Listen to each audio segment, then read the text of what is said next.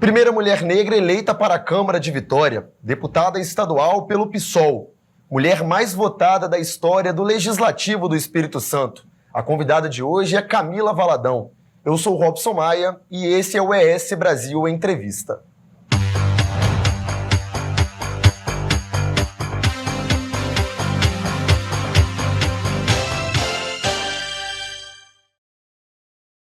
Deputada, primeiramente, muito obrigado por nos visitar hoje, estar nessa conversa com a gente. Seja muito bem-vinda a ES Brasil. Obrigada, Robson. Eu que agradeço a oportunidade de estar falando da nossa trajetória, do nosso mandato. É uma alegria estar aqui. Deputada, eu queria que a gente começasse falando da sua trajetória política, né? Foi muito meteórica, chega na Câmara de Vitória, já de uma forma muito imponente, e depois vai para a Assembleia Legislativa. Eu queria que você contasse um pouquinho dessa sua luta nos movimentos sociais e também a chegada na representação política. Eu acho que os nossos resultados eleitorais, na verdade, eles são resultado de uma construção e de uma trajetória de longo prazo. Eu sou militante partidária, ativista social na defesa dos direitos humanos há muitos anos no estado do Espírito Santo. Tive uma primeira candidatura ousada com 30 anos ao governo do estado na época, na perspectiva de representar o nosso partido, apresentar uma plataforma política. Depois fui candidata a vereadora, fui a quinta mais votada em Vitória, não entrei por conta do coeficiente. Fui deputada estadual, fiquei entre os mais votados, mas também não entrei por conta do coeficiente. Depois, lá em 2020, é que nós obtivemos êxito, né, com a segunda candidatura de Vitória mais votada e a primeira mulher negra eleita. Na sequência, a gente fez um mandato de muitas lutas, muitos enfrentamentos, muita proposição política e diálogo também. E aí, na sequência, a gente obteve um resultado histórico, que foi a nossa vitória para a Assembleia Legislativa. Mas antes de ser candidata, eu sempre tive o pé muito firme na luta. Então, militei no movimento de mulheres, acompanhei o movimento negro, militei no movimento estudantil na época, de estudante na universidade, fui integrante do Conselho Regional de Serviço Social, que é a categoria que eu integro, ou seja, uma vida muito dedicada à luta por convicção política. Então, os resultados eleitorais são uma espécie de consequência de toda essa trajetória e de todo esse trabalho. A gente vê muito engajamento nas redes sociais e uma fala muito forte, que o seu mandato é uma construção coletiva, seja de mulheres, população em situação de rua, LGBTs. Como o mandato tem atuado em favor dessas pessoas, especialmente agora a nível estadual? É importante, porque quando a gente fala de mandato, na nossa avaliação, essa palavrinha já traz essa denotação, esse significado, esse simbolismo de coletividade, Então a gente vem tentando exatamente dentro do parlamento trazer essa expressão da coletividade. É uma parlamentar, mas de um mandato que tem muitas mãos, muita gente, seja através da assessoria do mandato, portanto no gabinete que a gente fala, ou também numa articulação política mais ampla, de forma permanente, que a gente busca fazer com os movimentos sociais. Então a gente vai, a partir dos projetos de lei, dos requerimentos de informação, das indicações, ou seja, dentro daquilo que são os nossos instrumentos políticos no parlamento, a gente vai o tempo todo trazendo essas pautas e bandeiras dos movimentos, como também abrindo espaços dentro dessa institucionalidade para que esses movimentos e essas pautas se expressem. Então a gente tem, por exemplo, indicações de movimentos para falar dentro da Assembleia, convidando, por exemplo, para a Comissão de Direitos Humanos, que é a comissão que eu presido hoje. Então a gente vai tentando, nesse cotidiano do exercício parlamentar, dar uma demonstração nítida dessa coletividade com as nossas ações práticas. Antes da gente entrar no assunto Assembleia, a chegada à Assembleia, é importante falar sobre a Câmara de Vitória. Foi um período curto de mandato, até porque foi eleita na sequência para o Legislativo, porém de muita atuação junto à Carla, as únicas mulheres na Câmara de Vitória, e uma gestão opositora à do prefeito Lorenzo Pasolini. Eu queria que você fizesse uma avaliação desse primeiro período no mandato enquanto vereadora, e quais os problemas que você enxerga hoje no município de Vitória, especialmente da época que você esteve no combate, na fiscalização também, de algumas de alguns problemas que a cidade enfrenta?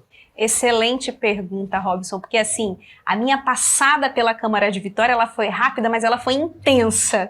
E isso ficou muito marcado para o cidadão e para a cidadã da nossa cidade. Tanto que eu tive a honra de ser a candidata mais votada da história de Vitória, entre homens e mulheres. Eu chego à Assembleia Legislativa com a maior votação do município ao longo de toda a história do processo democrático, pelo que a gente conseguiu levantar.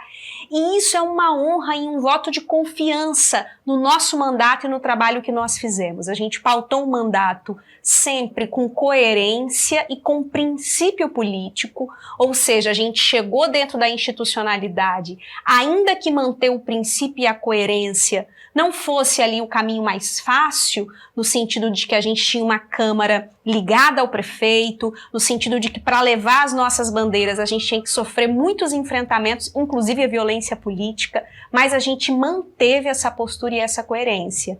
Então isso eu acho que ficou marcado para a cidade de Vitória, e a confiança e os votos nós entendemos como uma retribuição ao trabalho que nós desenvolvemos. E entre os temas que me parece hoje, e já desde o início do nosso mandato, mais centrais na cidade, acho que são muitos. É importante a gente dizer que Vitória é uma capital que tinha um histórico importante de avanço em várias políticas sociais. Saúde, educação, habitação, principalmente essas políticas. E o que a gente observou ao longo desse período da gestão do atual prefeito foi um retrocesso. Eu dizia o seguinte, olha, é difícil conduzir uma má gestão na cidade de Vitória, mas o prefeito se esforçou e conseguiu fazer. Então a gente conseguiu piorar o atendimento na área da saúde para a nossa população, a gente conseguiu piorar a política de educação de Vitória, que sempre foi reconhecida no âmbito do Estado e até nacionalmente, inclusive, com uma grande qualidade em termos de professores, do magistério, dos equipamentos na área da educação. Nós conseguimos piorar a política de assistência, a política, enfim, habitacional nem se fala. E uma coisa muito básica, que isso é muito percebido pelo cidadão e cidadã da nossa cidade, que são os serviços essenciais básicos, a zeladoria da cidade. Até isso que Vitória sempre foi reconhecida por ter uma boa zeladoria, piorou. Então a gente está falando de uma gestão que fez com que a nossa cidade tenha muitos impactos para a sua população. E a gente entende que Vitória precisa virar essa página e voltar a ser essa capital que tanta gente sempre sentiu orgulho de viver, de morar e prazer de circular por ela. Uma das polêmicas também é o lado cultural da cidade, né? No Carnaval a gente teve a proibição no centro de Vitória, na segunda semana do Carnaval, enquanto em Jardim Camburi, uma área que o prefeito teve uma grande votação, aconteceu normalmente blocos do Costela, por exemplo, que é muito tradicional. E a gente vê também recursos presos hoje na Câmara de Vitória, aliás, na Prefeitura de Vitória, da Lei Paulo Gustavo. Você acha que existe também um sucateamento da área cultural do município? Totalmente. A política na área cultural, inclusive, foi uma das grandes críticas do nosso mandato, principalmente porque a gente não tem um projeto na área cultural, a gente não tem uma gestão da política de cultura. O que a gente viu é uma lógica apenas de eventos. Cultura não é isso. A cidade de Vitória sempre foi reconhecida com todos os limites e problemas. Veja, não estou idealizando dizendo que era perfeito, não. A gente sabe que tem muito que poderia ter sido melhorado, mas a gente está falando de retrocessos. Uma gestão que não teve projetos para a área cultural, que foi perpassada por denúncias diversas nessa área, denúncia de corrupção, denúncia de beneficiamento de alguns setores, uma lógica que foi uma lógica dos eventos. Nós queremos eventos, mas cultura não é só evento, Quantas outras possibilidades de ocupação, inclusive do ponto de vista da cidade, nos seus diversos locais, com várias possibilidades artísticas poderiam ser expressas nessa cidade. Você deu o exemplo do Carnaval. O Carnaval foi uma das nossas brigas, porque a gente viu uma verdadeira perseguição com algumas áreas da cidade. E a gente se perguntava, por que a perseguição está só nessa área e não está em outras? Para mim, isso demonstra claramente que essa gestão ela não tem compromisso com toda Vitória. Ela tem compromisso só com uma parte da cidade e não com toda a cidade. Deputada, agora chegando na Assembleia, a sua atuação atual. Recentemente você anunciou a saída de um bloco que era composto com outros partidos. A sua assessoria informou que já era uma saída planejada, foi estratégico em alguns momentos para a votação de alguns projetos, formação, por exemplo, da Comissão de Direitos Humanos, mas que já era algo calculado. Por que dessa saída? E também eu queria que você comentasse a relação com o governo atual. Você já declarou que não tem problema em votar com o governo e contra o governo. Você se considera da base aliada ou opositor à gestão Renato Casagrande? Eu me considero independente em relação à gestão do atual governador, que é importante ressaltar que eu ajudei a eleger, né? Eu integrei a campanha do atual governador no segundo turno, porque entendia que o estado do Espírito Santo corria um risco enorme com o candidato que estava do outro lado. Felizmente, nós obtivemos uma vitória nas urnas, mas a gente entende também que o projeto do atual governo tem limites. E por isso que a nossa posição é uma posição de independência, porque nós entendemos que a nossa postura no parlamento deve ser coerente com os nossos princípios e as nossas pautas. Então, obviamente, lá a gente vai votar em projetos que nós entendemos que é melhor para o Estado do Espírito Santo. Aquilo que não for bom não terá o nosso apoio nem o nosso voto, terá, na verdade, a nossa oposição. Então, a gente critica projetos e iniciativas que a gente entende que não vai contribuir para fazer avançar os direitos no Espírito Santo. A entrada no bloco parlamentar, é importante a gente ressaltar que os blocos são previstos no regimento das casas legislativas, no Congresso e aqui também, na perspectiva, inclusive, de compor as comissões de trabalho, as comissões permanentes que o Legislativo possui. Aqui a gente entendia a necessidade de estar conjuntamente em um bloco, né, um bloco que integrou vários partidos. Nós tivemos 2 blocos na Assembleia, um bloco mais da extrema-direita e um bloco que congregou de partidos de esquerda a partidos mais, diria, progressistas de centro, vou usar essa expressão, um centro-esquerda, digamos assim.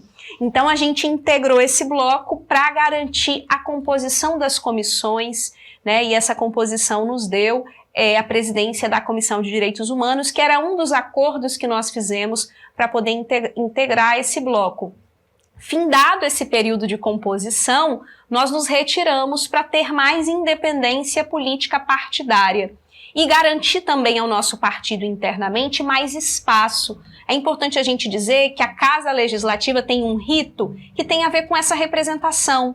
Na medida em que eu estou fora do bloco, eu acabo tendo mais espaço e mais protagonismo de fala. Isso é previsto pelo regimento, né? Então, como a nossa posição é uma posição de independência, nós entendemos que seria mais coerente estar fora do bloco, e eu como única deputada do PSOL, na liderança do nosso partido na Assembleia Legislativa. Isso é importante, porque quando tem projetos, por exemplo, como líder do PSOL, eu posso encaminhar o voto, sinalizando qual a posição do meu partido. Se eu estou dentro do bloco, essa posição do partido não é explícita, porque o que sai é a posição do bloco, né, e não dos partidos individualmente. Perfeito. Você citou a Comissão de Direitos Humanos, que hoje você preside. Recentemente a gente teve um caso que chocou o Brasil no Espírito Santo, o assassinato de um jovem negro lá em Pedro Canário, e a gente viu uma atuação direta da Comissão de Direitos Humanos sobre o episódio. Eu queria saber quais são as ações que estão sendo tomadas a respeito não só desse caso, mas de diversos casos que a gente vem sendo relatado na mídia, e também em relação às divergências dentro da Assembleia. A gente vê alguns deputados que se posicionam de forma contrária à sua política, como é o caso do Lucas Polezi, também do capitão Assunção. Eu queria que você comentasse esse trâmite, porque foram adversários, inclusive, na disputa da presidência da comissão.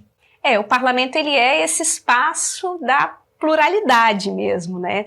Nós defendemos que a democracia tenha na sua representatividade as diversas concepções e parcelas expressas da população, obviamente, que dentro dos limites e dos marcos democráticos, né?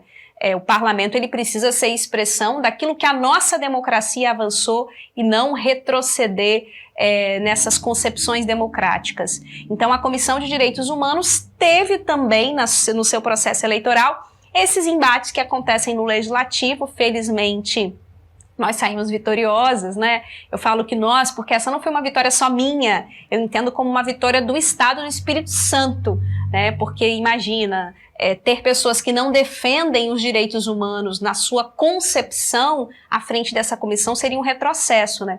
Então nós entendemos que foi uma vitória de todo o Estado. E a gente vem tentando trabalhar no âmbito da comissão com as divergências expressas, mas com um respeito e seguindo aquilo que é o regimento da Assembleia, né? Então garantindo o direito de fala, obviamente, mas nos marcos do decoro parlamentar previsto por aquilo que rege o processo e o trabalho legislativo. Então, a gente vem sempre prezando por isso à frente da comissão. A comissão, desde o início, se debruçou sobre temas muito caros para a defesa dos direitos humanos, mas temas que, infelizmente, envergonham o nosso Estado nacional e internacionalmente. A execução de um jovem em Pedro Canário por um agente do Estado é uma demonstração.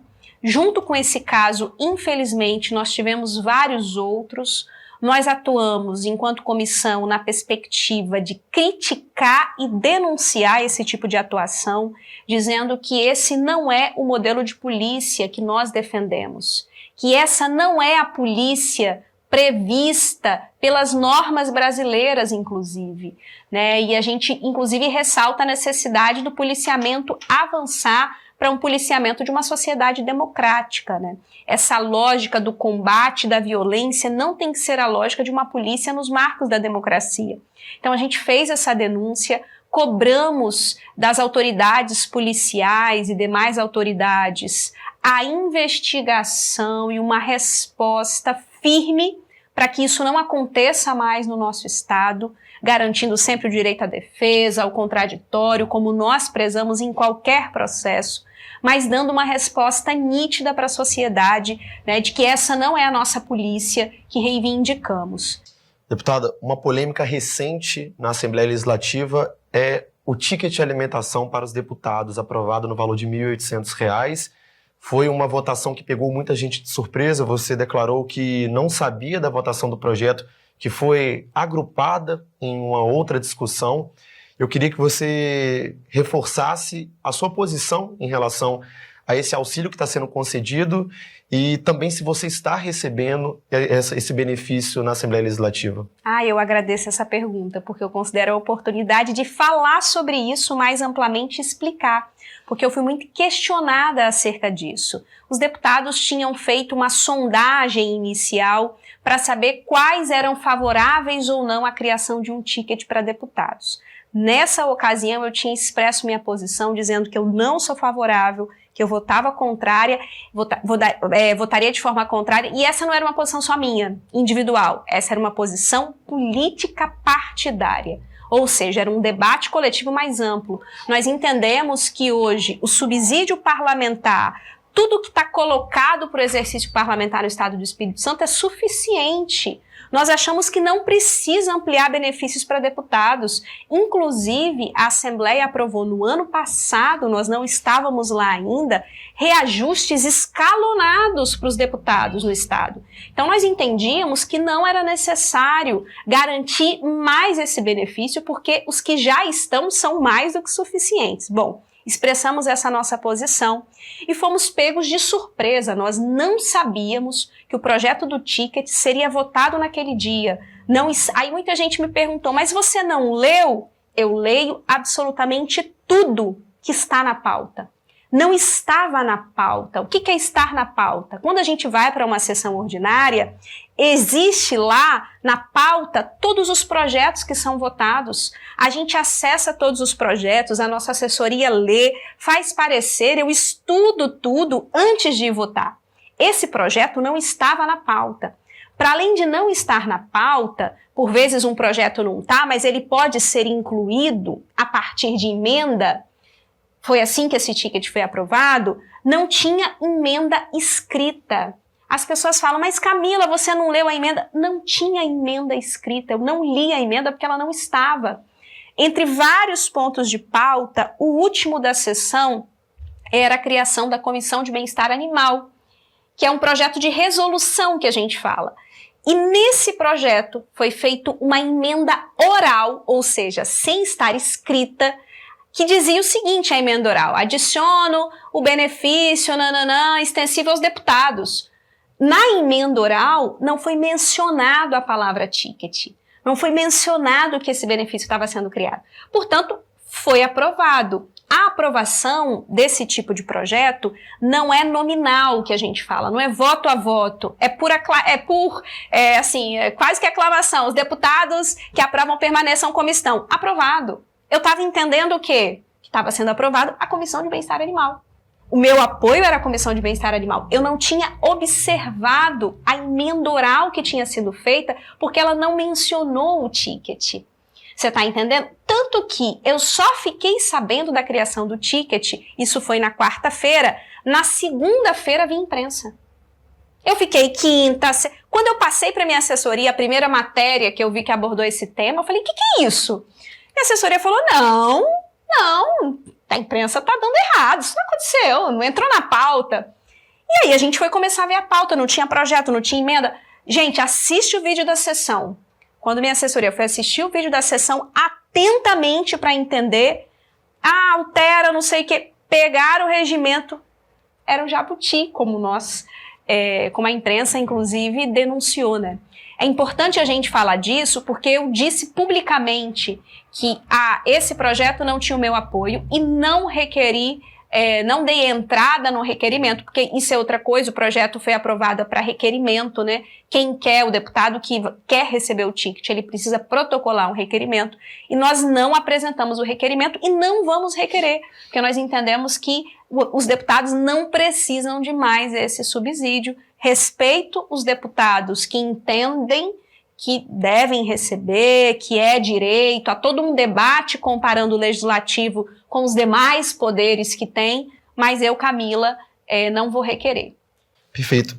Deputada, para a gente encerrar um assunto que está no momento, a população tem se questionado e que acredito eu que até as pessoas que votaram em você têm questionado também, é sobre o pleito eleitoral de 2024. Você tem uma ligação muito forte com o município de Vitória, como a gente discorreu ao longo da entrevista. Existe a possibilidade da candidatura para o executivo do município de Vitória? Existe a possibilidade. Hoje, essa candidatura não está sendo construída no sentido, ela não está dada. Se você me perguntar agora assim, Camila, você é candidata? Agora eu não sou candidata, mas existe a possibilidade, porque o debate eleitoral, ele precisa acontecer dialogando, debatendo, construindo. Uma candidatura, ela só existe a partir do debate coletivo, como eu sempre acredito.